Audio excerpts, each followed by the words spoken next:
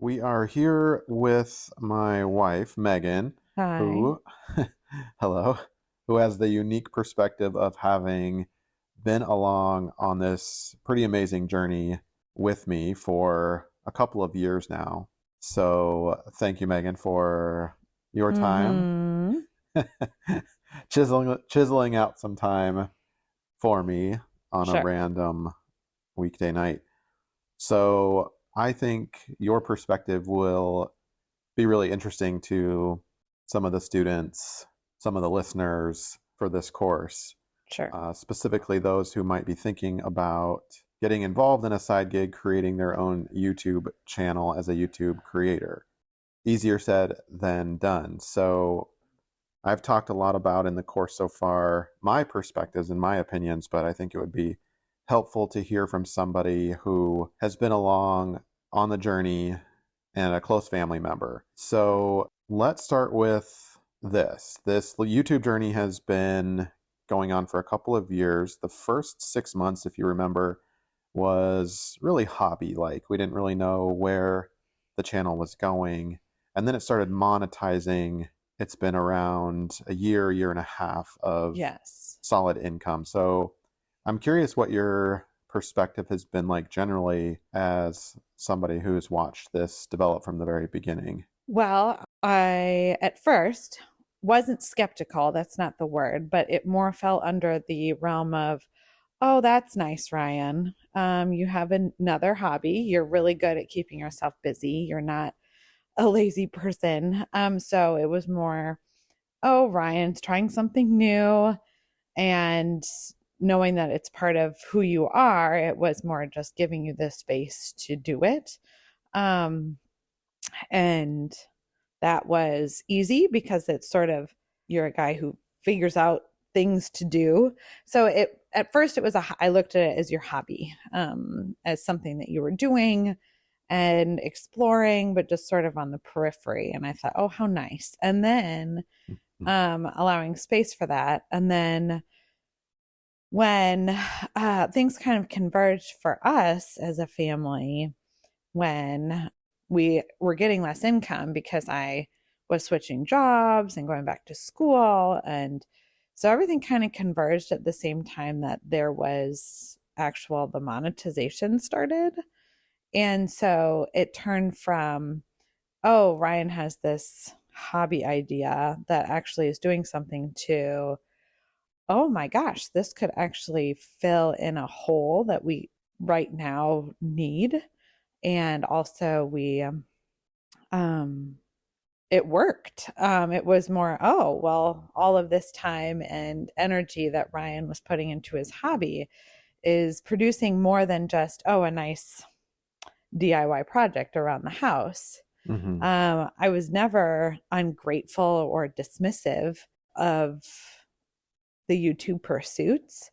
But at first, it was kind of acceptance that this was your hobby. And now we're in a point where it's truly a part of our lives, certainly your life, Mm-hmm. um, and built into your schedule. And knowing that we as a family are benefiting from it.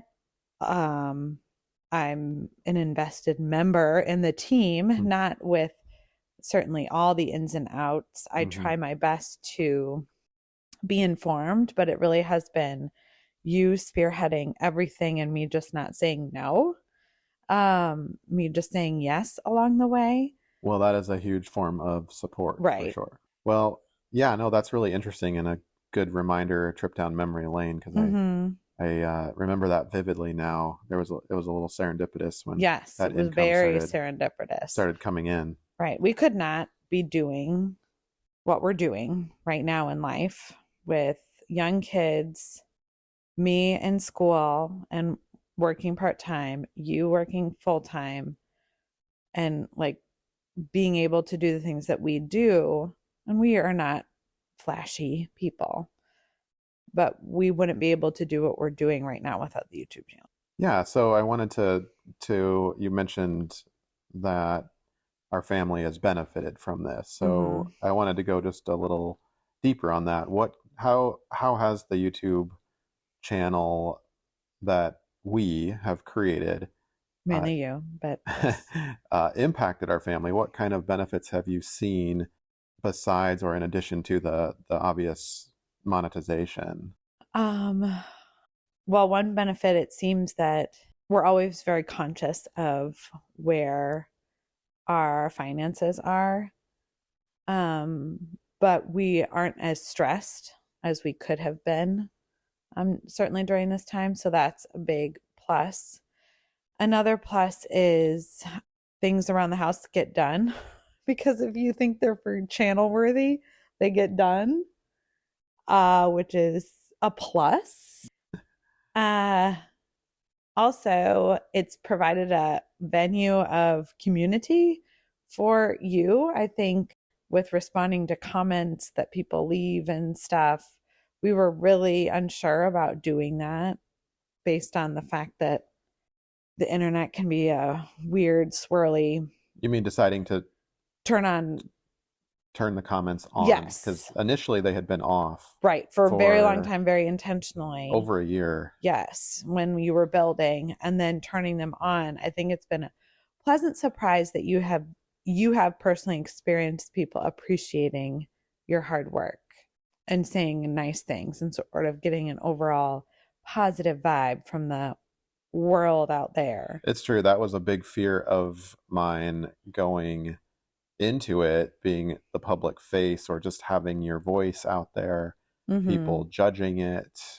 We've seen it, Not we've read not it. necessarily judging it because I don't. It wasn't about like, oh, we care what people think about us. It was more our family life, our things that we do for us. It's ours. We didn't really want other people to have a piece of it because it's our life, not anybody Well, for else's. me, I was more, to speak frankly, I was more fearful of it and really wanting to protect my mental health and avoid the negativity that we see on Mm-hmm. social media, including YouTube comments. And so it has been a surprise, to your point. It has been a surprise, a pleasant surprise to see so many positive comments coming into Yes. the channel. Mm-hmm. Okay, well that's really interesting.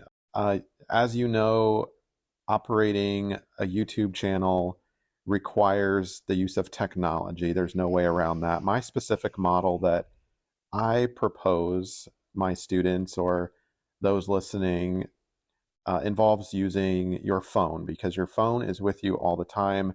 Most people have one. I certainly carry mine around and I do all my filming and most of my editing, if not all of my editing, on my phone. Mm-hmm. So I'm curious what kind of perspective you have on that. What problems have you seen? How has this channel negatively impacted the family, would you say? Well, I think it takes up someone who has a particular drive and persistence to figure out what works best for them and is willing to do it on the phone. I have, full disclosure, tried to jump on the editing bandwagon with you on the phone.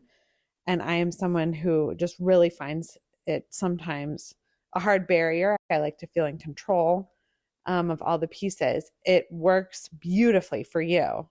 And that's why it's so successful. But I think if we had to think about it, any negative impact when it comes to on the phone, I mean, full disclosure, I've many times been walked in the room and thought Larry is on his phone again, editing.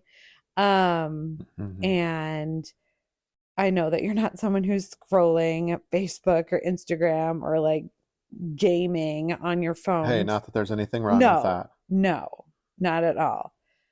Uh, but I know that anything that you're choosing to do is forward moving and constructive, but it at times it is kind of this other thing going on in the room when we've got dinner going and kids and needing to talk about soccer practice, for example, the next day, Mm-hmm. feeling like I and the family is uh, it's hard to sometimes break down or have clear boundaries of when it's time to work on work or the channel or write that email and oh now I need to pay attention to family life. I think everyone struggles with that, but if there's been any negative impact, it looks like Ryan's on his phone all the time. Yeah. Um, No, if I had to put it frankly. that's really good to hear, and definitely something to consider if Mm-hmm. you as a student or if you as a listener are considering using that model, because the phone has distinct advantages, like I said, um, of it being with you at all times. You don't have to press pause. You don't have to run inside. You don't have to run home. You film. You edit. You can do this in your downtime. Those small moments during the day in between things, because we're all very busy. Mm-hmm. Where you can pick up a couple minutes here, 7 minutes there, or whatnot. At the end of the day, you've actually completed something when you compile all those minutes. But that's definitely something to consider, the impact of using your phone on your family life or your social life. Mm-hmm. We're on our phones enough Yeah. during the day, generally speaking. We have addictions to phones. So will this feed that, or will you have enough self-discipline maybe Mm-hmm. to pull back? And certainly you don't one doesn't have to use their phone. No. Do you think it's better, or are there advantages from your perspective? Is it better to maybe have a studio with a computer space where you're kind of in that defined space doing your YouTube work? Or, I mean, what are your thoughts there? I think that's a personal preference thing. I know for me that when I'm doing something that's not related to family life, personal, quite frankly, I need to be sequestered away. I can't, I have a hard time multi-focusing. So my happy place is in front of my computer when I'm working on any sort of school or writing or even reading a book. I have a hard time not being in a place where I feel like I can focus or have my headphones on to focus, for example. I think it's a very much a personal preference. And I'm someone who can handle a pretty high amount of stimuli for short periods of time. But also, I feel personally when I'm on my phone, even if it's not social media or personal things, um, I personally, not you, feel guilty if I have my phone out all the time in front of the kids. Mm-hmm. So that's me. Well, I don't think you're alone. I Yeah. definitely feel that as well. What are my kids thinking when they Mm-hmm. look over, even though I've determined this time to be downtime, meaning they're on self play or they're watching a show and I'm over on my phone, right? What is Right. daddy doing again? Like, Yeah. that definitely is forming an opinion. So there's a trade off and a sacrifice there. Final question for you. You Sure. touched on it a little bit. For folks interested in starting a YouTube channel, or perhaps their spouses or family members who might be listening to this as well, what what advice would you have? How would you recommend balancing that side gig YouTube pursuit with perhaps a job, and certainly without sacrificing time with Mm-hmm. with the family or your social circles, so you're not losing, or it's not negatively affecting your family? Right. Well, I think everyone has to make their priorities and set their own priorities, right? And everyone does that differently. I think it's the same as if one were to say, all of a sudden take a weight loss journey really seriously. They would have to make adjustments to not only their personal life, but how they interact with their family, right? So, for the greater good of the long run, I think being really taking it seriously, because I know from your mindset, you don't do anything unless you think it's worthwhile. Like if unless you see possibility, real possibility, you're not going to pursue it, right? But you didn't start this YouTube journey thinking that it was going to be easy or quick, and as in a month turnaround. That's kind of what I look at as a quick thing, is a month Mm-hmm. turnaround or 2 month turnaround. You started this with the long game in mind. And I think for anyone who wants to pursue something like this, having the long game in mind first knowing that it's not something for, It's not a get rich quickly no, scheme. gosh, no. It's more, it's almost like a personal, let's see if you and the people around you have the patience. And based on your guidance and example, it does pay off.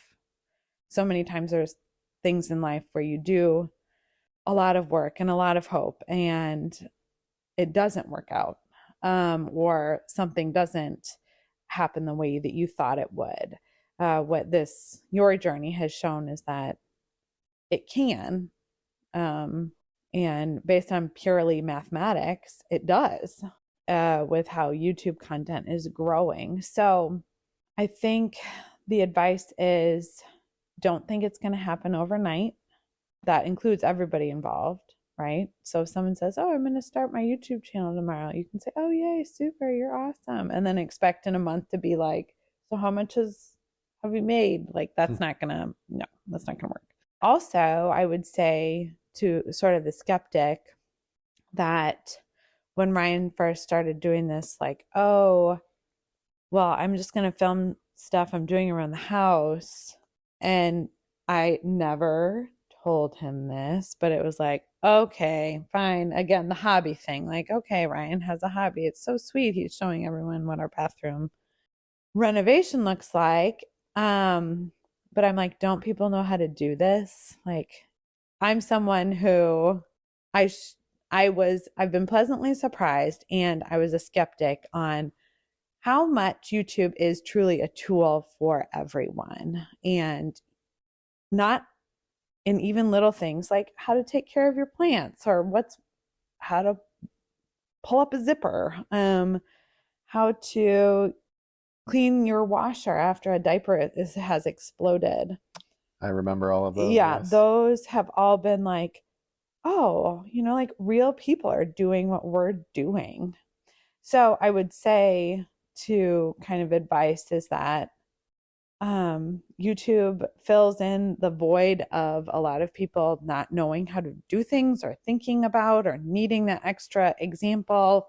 It's almost it's a community without being a community. I don't know, I'm rambling, but No, that makes sense. that there is the randomest YouTube stuff for everyone. I have a friend who follows puzzle makers, puzzle fanatics on YouTube.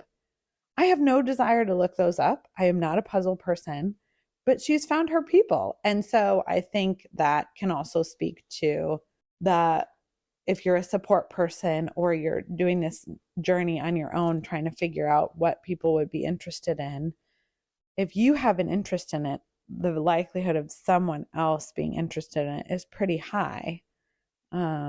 But it just takes patience. Mm-hmm. Mm-hmm. And Ryan does have he is a patient person most of the time when it comes to things like this. Very patient. So it All does right. take a patient. Am I talking too much now? No, you're good. All right.